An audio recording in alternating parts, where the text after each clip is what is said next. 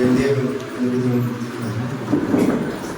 இந்த நேரத்தில் முதல் அறிமுகம் என்னை வளர்த்து உருவாக்கின என்னுடைய ஆவிதான். ஒரு விசுவாசியாக இருக்கட்டும், ஒரு சபையாக இருக்கட்டும், நல்லா இருக்குன்னா அந்த சபையோட ஆவிக்கு தவிர கரெக்டாக தேவனை லீடு இருக்கிறாங்க.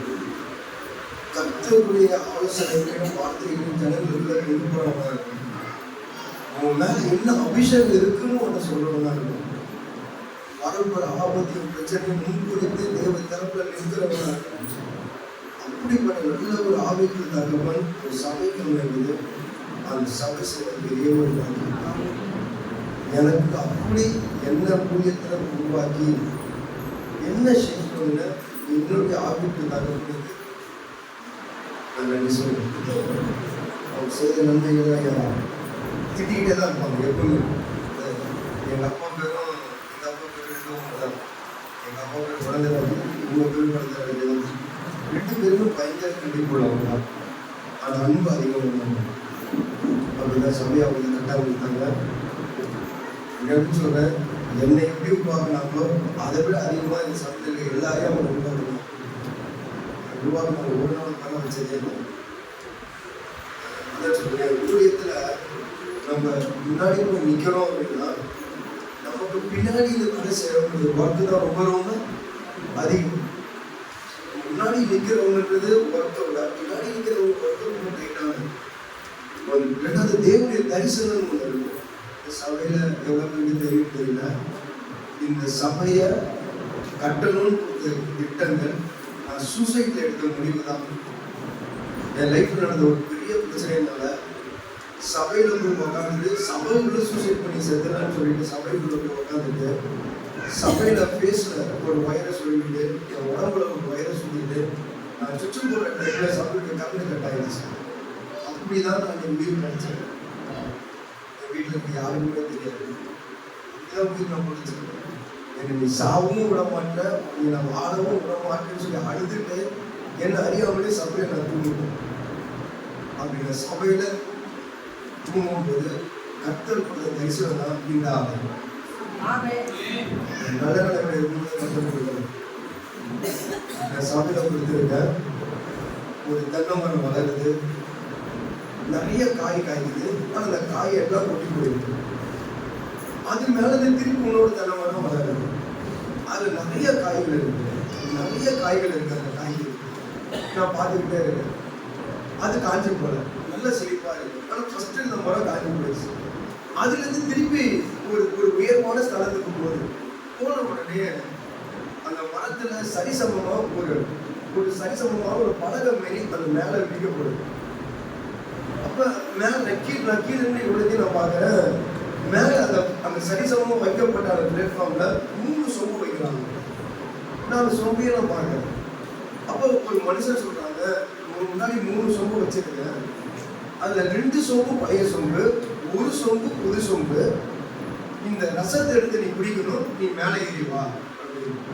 நான் சொல்கிறேன், அது ரொம்ப உயரமாக இருக்குது, எனக்கு உயரனாலே பயம், என்னால் அவ்வளோ தூரம் மேலே ஏறி வர முடியாது. இல்லை நீ கண்டிப்பாக இதை எடுத்து நீ வந்தே ஆகணும், நீ மேலே வா.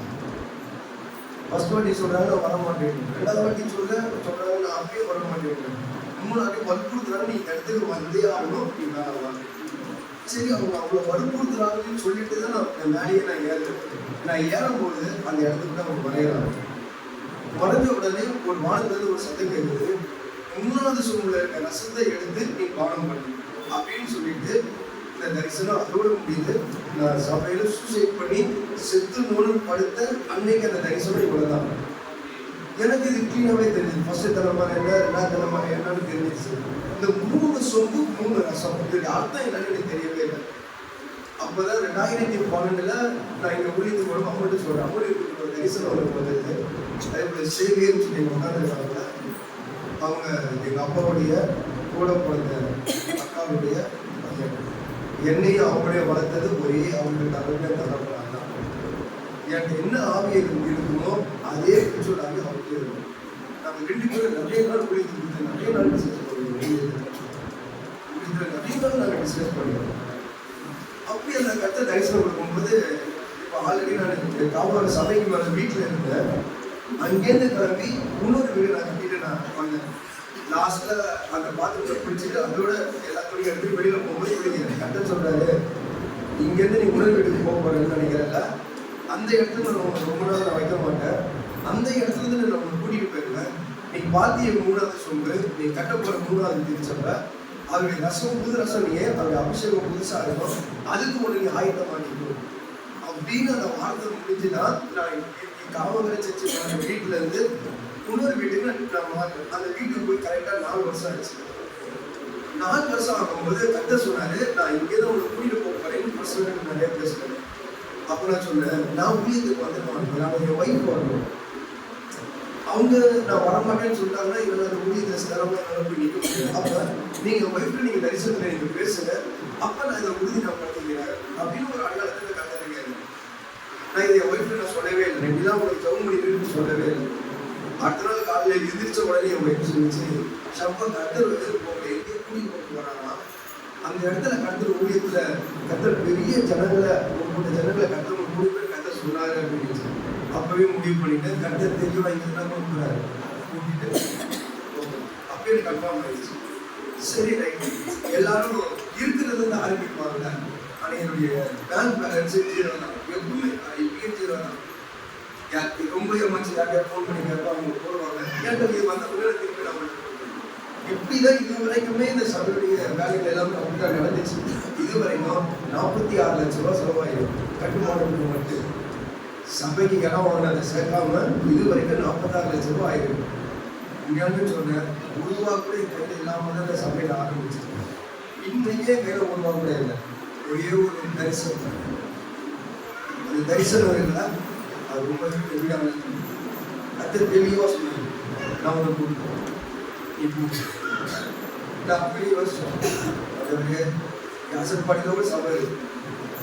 என்னுடைய பெரிய பார்வை என்னடா அப்படின்னா, எல்லாரும் எங்கள் அப்பா காலத்துல இருந்து அது அப்படியே தான் ஆயிடுச்சு. எங்கள் அப்பா இறந்த உடனே கூலி தடுத்து யார் செய்ய போறா, இப்போ நிறைய அற்புதங்கள் நடக்கும் சபையில். இது வரைக்கும் எங்கள் சபையில் செத்து போகணுன்னு தான் இருக்குது.